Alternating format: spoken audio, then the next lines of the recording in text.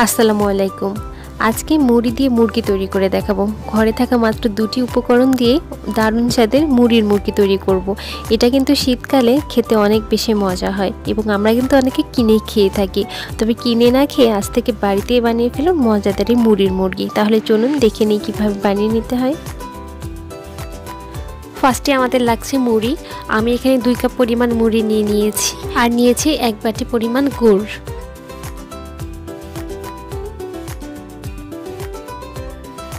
এখন আমি একটি কড়াইয়ে মুড়িগুলো হালকা একটু ভেজে নিব। আপনার যদি মনে হয় আপনার মুড়িগুলো মচমচে রয়েছে তাহলে ভাজার প্রয়োজন নেই। আমার মুড়িগুলো মনে হচ্ছে একটু ভাজতে হবে, তাই আমি একটু ভেজে নিচ্ছি। আমি এখানে চুলার আঁচটা একেবারে লো ফ্লেমে রেখে প্রায় 3 থেকে 4 মিনিট সময় নিয়ে মুড়িটা ভেজে নিব।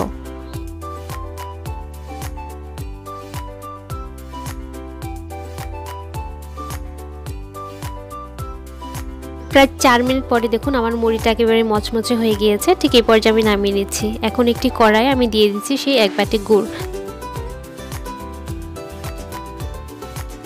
এই পর্যায়ে চুলার আঁচটা লো ফ্লেমে থাকবে আর গুড়টা অনবরত নাড়তে হবে।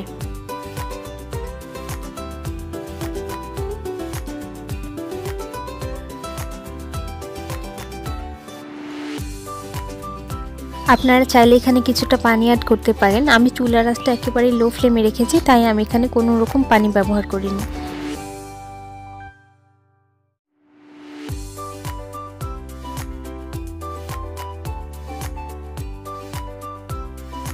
দেখুন 5 থেকে 7 মিনিট পরে কিন্তু আমার গুড়টা একেবারে গলে গিয়েছে।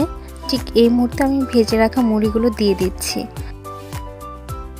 আমি সবগুলো মুড়ি একবারেই ঢেলে দিলাম।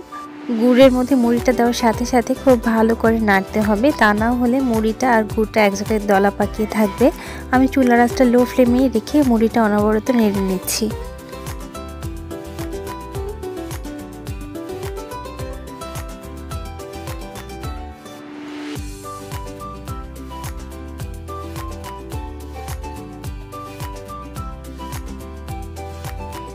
দেখুন এই পর্যায়ে কিন্তু আমার গুড়ের সাথে মুড়িটা খুব ভালোভাবে মিক্সড হয়ে গিয়েছে। ঠিক এই মুহূর্তে আমি চুলাটা বন্ধ করে দিচ্ছি। বন্ধ করেও কিছুক্ষণ আমি মুড়ি আর গুড়টা খুব ভালো করে নেড়ে নিব।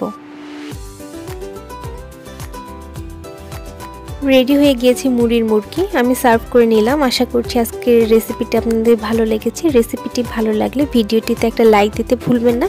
ইনশাল্লাহ পরবর্তীতে আবারও নতুন কোনো ভিডিওতে দেখা হবে। সে পর্যন্ত সবাই ভালো থাকবেন, সুস্থ থাকবেন। আল্লাহ হাফেজ।